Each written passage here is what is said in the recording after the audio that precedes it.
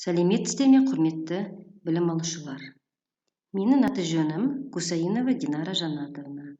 Мен Жансүгіров колледжінде физика пәнінен сабақ беремін. Бүгінгі сабақтың тақырыбы электр өрісі, Гаусс теоремасы.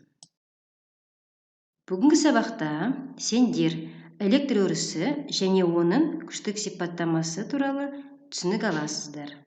Электр өрісін графикалық түрінде кескіндеуге үйренесіңдер. Гаусс теоремасын қарастырасыңдар.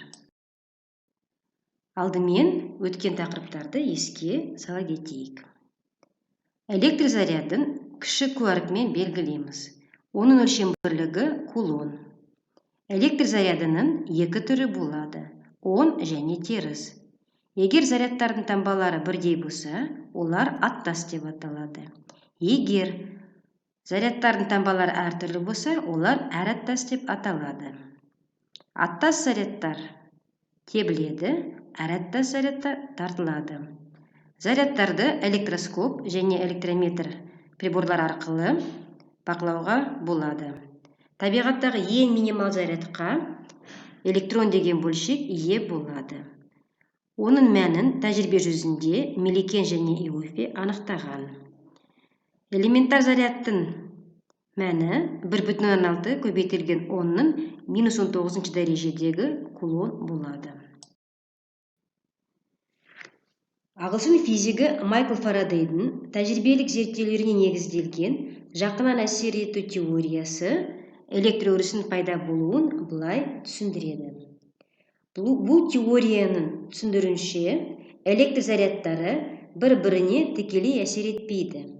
Бірақ әрбір заряд өзінің төңірегінде электр өрісін тудырады, ал ол басқа зарядтарға әсер етеді. Электр өрісі электр зарядының төңірегінде бүкіл кеңістікті шексізге дейін таралады.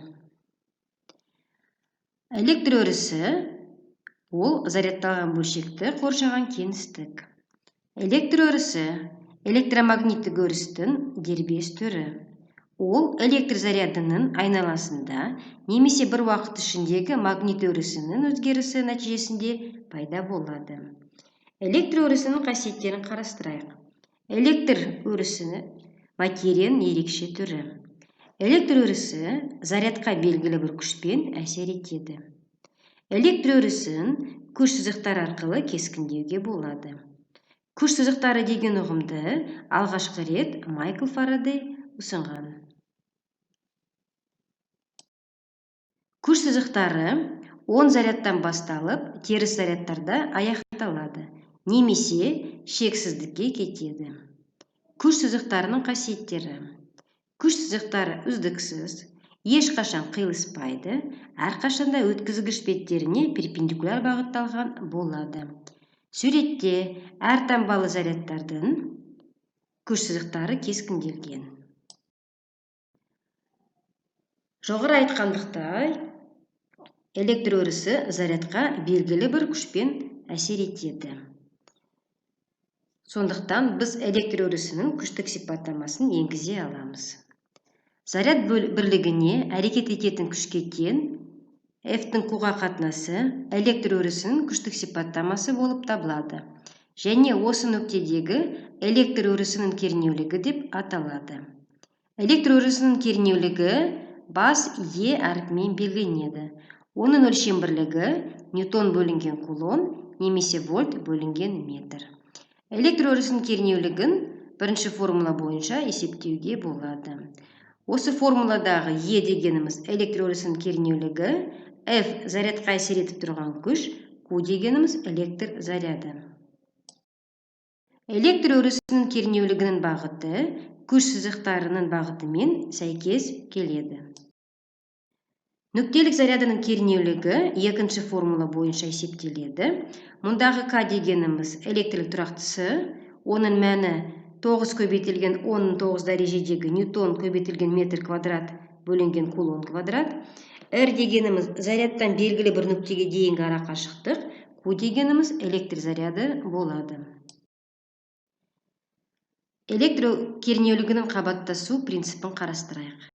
Кей кезде оны суперпозиция принципі деп те айта береді. Зарядтау жүйесінің өрістің берілген нүктесіндегі кернеулігі осы нүктеде әрбір зарядтың пайда еткен кернеуліктерінің векторлық қосындысына тең болады. Е тең Е1 қосу Е2 қосу тағы да сол сияқты N-ға дейінгі. N дегеніміз кез келген сан. Зарядталған денелердің тудыратын электр өрісінің кернеулігі Гаусс теоремасын қанағаттандырады. Бұл теорема бойынша электр өрісі кернеулігінің тұйық бет бойымен алынған ағыны сол беттің ішінде орналасқан зарядтардың алгебралық қосындысының вакуум электрлік өтімдігіне қатынасына тең. Егер тұйық бет ішінде заряд болмаса, ағын нөлге тең болады. Гаусс теоремасы математикалық түрінде келесідей жазылады. Сонымен, бүгінгі сабақта біз келесі ұғымдармен таныстық. Электр өрісі электромагниттік өрістің дербес түрі. Ол электр зарядының айналасында немесе бір уақыт ішіндегі магнит өрісінің өзгерісі нәтижесінде пайда болады. Электр өрісі зарядқа белгілі бір күшпен әсер етеді. Электр өрісін күш сызықтар арқылы кескіндеуге болады. Заряд бірлігіне әрекет ететін күшке тең F бөлінген Q қатынасы электр өрісінің күштік сипаттамасы болып табылады. Және осы нүктедегі электр өрісінің кернеулігі деп аталады. Кернеулікті Е деген әріппен белгілейміз. Оның өлшем бірлігі ньютон бөлінген кулон немесе вольт бөлінген метр. Өткен тақырыпты бекіту үшін келесі тест тапсырмаларын орындауға ұсыныс беремін. Бірінші сұрақ. Электр өрісі кернеулігінің белгіленуі. Екінші. Электр өрісі кернеулігінің өлшем бірлігі. Үшінші сұрақ. Күш сызықтары деген ұғымды енгізген ғалым. Төртінші сұрақ. Электр өрісі кернеулігін есептейтін формула. Бесінші сұрақ. Күш сызықтары қалай бағытталады? Дұрыс жауаптарға назар аударайық. Барлық жауаптар А болды. Егер сіздер 5 балл алсаңыздар, керемет. 4 балл алсаңыздар, жақсы. 1-3 балл алсаңыздар, онда тақырыпты қайтадан қарастырыңыздар. Тест сұрақтарына жауап бергеннен кейін есептерді шығарайық. Бірінші есеп. Электр өрісінің қайсы бір нүктесіне енгізілген 0,133 көбейтілген 10-7 дәрежедегі кулон зарядқа 1 көбейтілген 10-5 дәрежедегі ньютон күш әсер етеді.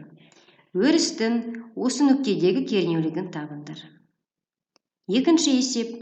Электр өрісінің кернеулігі 2 киловольт метрге тең нүктеде орналасқан 12 нанокулон зарядқа қандай күш әсер етеді? Үшінші есеп.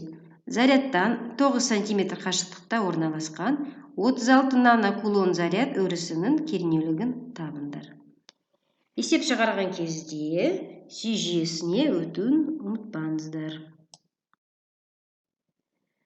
Электр өрісі Гаусс теоремасы тақырыбын тереңірек қарастыру үшін келесі әдебиеттерді қолдануға болады. Осымен біздің сабақ аяқталды. Назарларыңызға рахмет.